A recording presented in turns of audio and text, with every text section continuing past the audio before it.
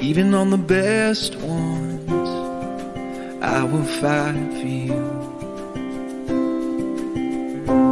Even in the heartbreak, even when we win, I'll be loving you.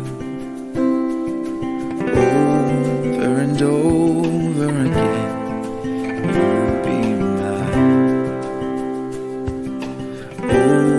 Over and over again, I'll choose you every time. ईश्वर को धन्यवाद देंगे आज की सुंदर सुबह के लिए। परमेश्वर ने हमें आज की सुंदर सुबह दी है, इसके लिए मैं परमेश्वर पिता को धन्यवाद करता हूँ कि परमेश्वर ने आज का दिन हम सबको दिया है।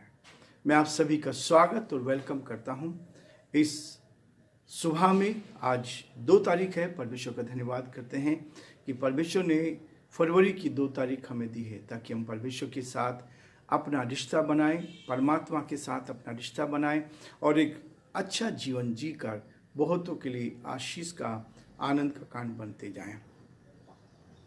जयपुर शहर से मैं आप सभी को दिल की गहराई से धन्यवाद देता हूं कि आप बराबर हमारे साथ जुड़े हैं और न केवल जुड़े हैं परंतु हमारे लिए प्रार्थनाएं कर रहे हैं।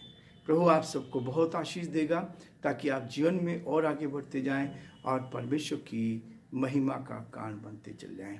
आज हम जिस विषय को लेकर चलना चाहते हैं वो है ऐसा परिवार जो चमकदार हो, ऐसा परिवार जो खुशहाल हो, ऐसा परिवार जो ईश्वर को भाता हो। और यही है वो परिवार जिस परिवार की कल्पना हम लोग करते हैं। आनंद में परिवार हो, परिवार में आनंद आए, खुशी आए, शांति आए, तसल्ली आए। और उसी बात को लेकर परमेश्वर का वचन मुझे और आपको प्रोत्साहित करता है ताकि हम आगे बढ़कर प्रभु की महिमा करते चले जाएं। 2 कुरिन्थियों का 4 अध्याय उसके 16, 17, 18 पद को मैं आपके सामने पढ़ूंगा। लिखा है, इसलिए हम हियाव नहीं छोड़ते, यद्यपि हमारा बाहरी मनुष्यत्व नष्ट होता जाता है तो भी हमारा भीतरी मनुष्यत्व दिन प्रतिदिन नया होता जाता है, क्योंकि हमारा हल्का सा क्लेश हमारे लिए बहुत ही महत्वपूर्ण और अनंत महिमा उत्पन्न करता है। 18 पद, और हम तो देखी हुई वस्तुओं को नहीं परंतु अनदेखी वस्तुओं को देखते रहते हैं, क्योंकि देखी वस्तुएं थोड़े ही दिन की हैं परंतु अनदेखी वस्तुएं सदा बनी रहती है। परमेश्वर अपने इस वचन की पढ़े और सुने जाने पर आशीष दे, बरकत दे। प्रार्थना करेंगे। धन्यवाद स्तुति के योग्य हमारे सामर्थ्य परमेश्वर, हम आपको दिल की गहराई से धन्यवाद देते हैं।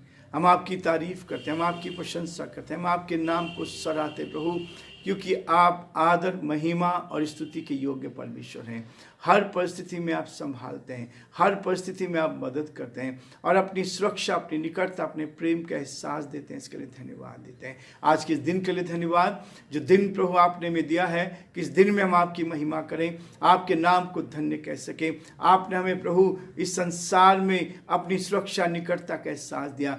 आपका स्पर्श हमें मिलता है, आपकी सुरक्षा में मिलती है, इसके लिए हम आपको धन्यवाद देते हैं। प्रार्थना विनती करते हैं प्रभु, एक एक जन को अपने हाथों में ले, हमारे सभी श्रोताओं के लिए, सारे भाई बहनों के लिए हम प्रार्थना विनती करते हैं। हर एक की रक्षा कर, हर एक को अपने हाथों में ले ताकि हर जन आप में सुरक्षित रहे और आपकी महिमा कान बन सके। प्यारे परमेश्वर, हम प्रार्थना जो बीमार हैं, परेशानी में, कठिनाई में, दुख और मुसीबत में आप उनकी सुधि ले ताकि परमेश्वर सब लोग आपकी उपस्थिति का एहसास कर सके। हम धन्यवाद देते हैं, हम आपकी स्तुति करते हैं। पिता, हमारे प्रदेश राजस्थान के लिए, इस प्रदेश के लिए प्रार्थना करते हैं, इस प्रदेश की खुशहाली के लिए प्रार्थना करते हैं, यहाँ के मुख्यमंत्री के लिए प्रार्थना करते हैं। आपका हाथ उन पर बना रहे, आपकी करुणा उन पर बनी रहे ताकि सब बातों में परमेश्वर आप ही का नाम ऊंचा किया जाए। प्रार्थना विनती करते हैं पिता परमेश्वर, आपकी सुरक्षा हर कदम पर साथ साथ बनी रहे ताकि हम आपके नाम में आगे बढ़ते जाएं, हम आपकी महिमा कान बनते जाएं और जो आपकी योजना पूरी की जाए।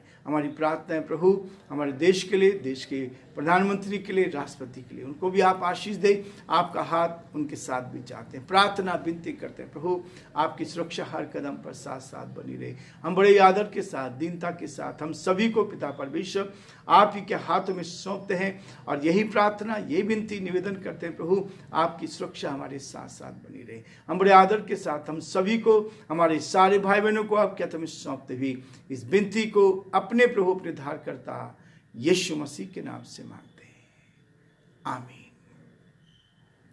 प्रियो, प्रभु का धन्यवाद करते हैं कि परमेश्वर मुझे और आपको उत्तम आशीष से तो भरपूर करता है ताकि हम उत्तम से उत्तम आशीष प्राप्त कर सकें।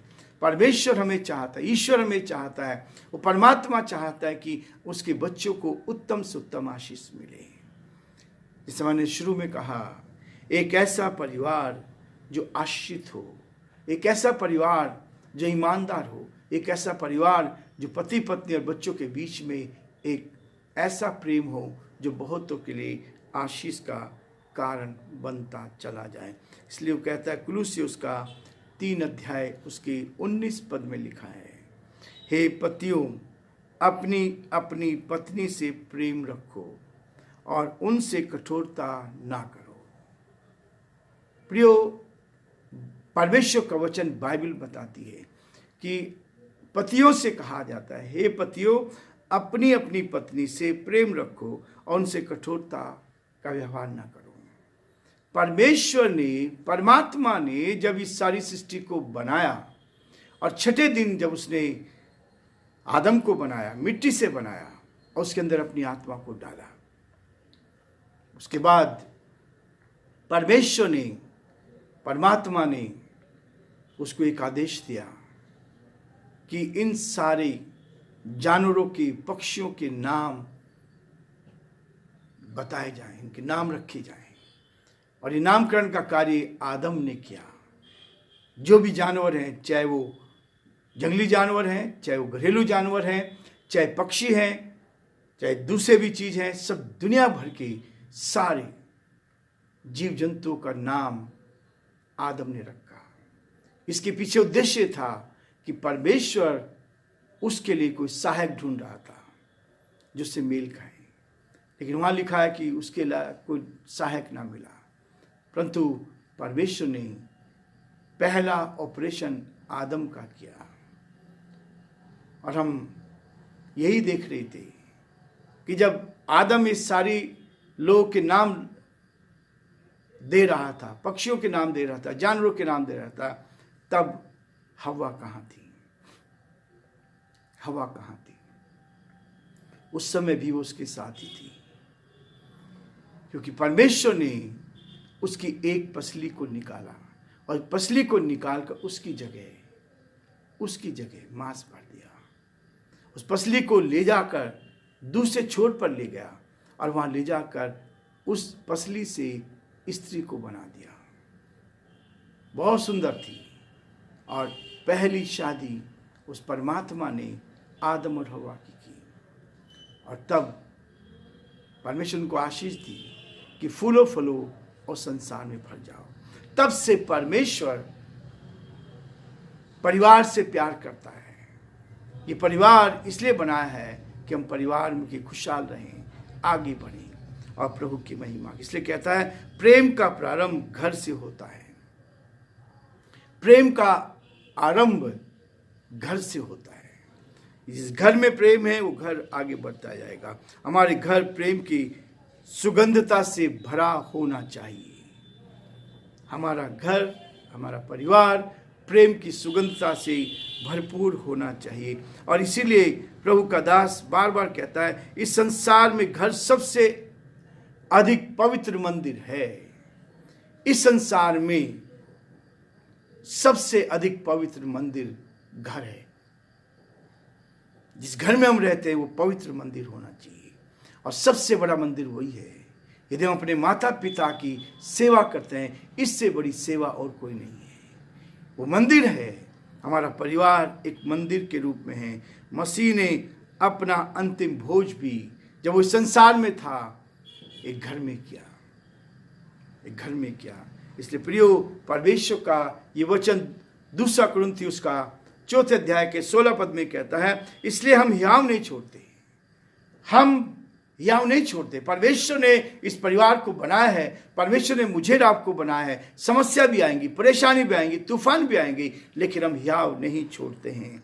यद्यपि हमारा बाहरी मनुष्यत्व क्या होता है, दिन प्रतिदिन नष्ट होता जाता है, ये बाहरी शरीर कमजोर होता जाता है। जैसे जैसे उम्र बढ़ती है संसार में, वैसे वैसे ये शरीर कमजोर होने लगता है। लेकिन प्रियो, इसके अंदर जो आत्मा है, जैसे जैसे शरीर बढ़ता है, उसी के अनुसार हमारा भीतरी मनुष्यत्व दिन प्रतिदिन नया बनता जाता है। हम जवान होते जाते हैं, हमारी आत्मा जवान होती जाती है। ये आत्मा कभी मरती नहीं है। यह रहस्य, जो आत्मा इस शरीर के अंदर है, कभी मरती नहीं है। शरीर कमजोर होगा, उम्र बढ़ती है, कमजोर हो जाएगा, लेकिन आत्मा हर रोज नई बनती है और मजबूत होती चली जाती। इसलिए कहता है, क्योंकि हमारा पल भर का हल्का सा हल्के क्लेश, थोड़े समय का एक समस्या आई, परेशानी आई, कठिनाई आई, तो कहता है हल्का सा क्लेश हमारे लिए बहुत ही महत्वपूर्ण और अनंत महिमा उत्पन्न करता जाता है। Continuous strength. इस बात के लिए कहता है कि वो क्लेश आया, समस्या, इसका मतलब आदमी आगे बढ़ने वाला। बाइबल बताती है इस बात के लिए, कहती है यदि समस्या आपके जीवन में है तो दुखी होने की आवश्यकता नहीं है, आपको आगे बढ़ना है। आप आगे बढ़ रहे हैं, परमेश्वर आपको उन्नति देने जा रहा है, क्योंकि जब आप परीक्षा देते हैं तब परमेश्वर आपको ऊंचाई पर ले जाता है। यही है महत्वपूर्ण बात, यही है आगे की बात। इसलिए वो कहता है कि अनंत महिमा उत्पन्न करता है। अनंत महिमा हमेशा की जिंदगी में मिलती है यदि आप सच्चाई के साथ चलते हैं। उस नरक की आग से आप बचते जाएंगे। मैं बार बार इस कोटेशन को बोलता हूँ, जिसने एक बार जन्म लिया वो 2 बार मरेगा, और जिसने 2 बार जन्म लिया है वो केवल 1 बार मरेगा। ये शारीरिक मृत्यु, लेकिन आत्मा की मृत्यु नहीं होगी। और जो उससे बच गया वो जीवन में उन्नति करता चला जाएगा। इसलिए परमेश्वर मुझे और आपको इस बात के लिए प्रेरित करता है कि हम आगे बढ़ें। 18 पद कहता है, और हम तो देखी हुई वस्तुओं की नहीं परंतु अनदेखी वस्तुओं पर क्या करते हैं, देखते रहते हैं। हमें भविष्य की सारी बातें मालूम हैं, भविष्य में क्या होने वाला है ये पहले से हमें बताया गया है। हम देखी हुई नहीं पर अनदेखी वस्तुओं पर विश्वास करते हैं। यह है आत्मिक जीवन। आत्मिक व्यक्ति अभी सामने दिख रहा है उसकी बात है, जो आगे की बात है उसको देखता है। वो कहता है परंतु अनदेखी वस्तुओं को देखते रहते हैं, क्योंकि देखी वस्तुएं तो थोड़े समय की, ये संसार तो थोड़े समय का, एक दिन समाप्त हो जाएगा, लेकिन ये आत्मिक जीवन कभी समाप्त नहीं होगा, ये कभी समाप्त नहीं, परंतु अनदेखी वस्तुएं सदा बनी रहती है। इसलिए प्रियो, परमेश्वर का वचन मुझे आपको प्रेरित करता है कि हम उस ओर देखते चलें, ताकि हम परमेश्वर की महिमा करते जाएं और जो परमेश्वर की योजना उसको पूरा कर सके। प्रेम से प्रेम उत्पन्न होता है, प्रेम से प्रेम उत्पन्न होता है। जब आप प्रेम करते हैं, प्रेम से प्रेम उत्पन्न होता है। आप जीवन में यदि आप एक दूसरे से प्रेम करते हैं तो आप भी, दूसरा भी आपसे प्रेम करेगा। इसलिए परमेश्वर का वचन कहता है, मसीह ने हमसे पहले प्रेम किया। यीशु मसीह संसार में आए, उसने संसार के लोगों से प्यार किया, मुझसे प्यार किया, मुझे बचाया, बहुत सारे लोगों को बचाया, और क्या हुआ, तब हमारा प्रेम उसके लिए होता है। और ये प्रेम है जो मेरे और आपके लिए प्रेम करने वाले पति पत्नी परमेश्वर की ओर से सुंदर उपहार हैं। प्रेम करने वाले पति पत्नी परमेश्वर की ओर से सुंदर उपहार है। एक दूसरे के लिए उनका प्रेम अनेक गलतियों को, घटी को, कमी को ढांप लेता है। यदि प्रेम है तो वहाँ कमी दिखाई नहीं देगी। यदि प्रेम में हम चल रहे हैं तो सब कुछ भलाई से हम देख पाएंगे। इसलिए प्रियो, परमेश्वर चाहता है इस परिवार को खुशहाल बनाए, आनंदित बनाए, और ऐसा बनाए जो महकता, शाइन करता हो, जिससे लोग आशीष को प्राप्त कर सके। ये जीवन हमें मिला है, इस जीवन को प्रभु की महिमा के लिए व्यतीत करें। प्रभु आप सबको बहुत आशीष दे, और प्रभु का हाथ आप पर और आपके पूरे परिवार पर बना रहे। आज दिन भर के लिए यही कामना हमारी है कि प्रभु आपको आशीष दे, आपके परिवार पर, आपके बच्चों पर आशीष दे, आपको खुशहाल रखे। प्रभु की आशीष आप पर बने।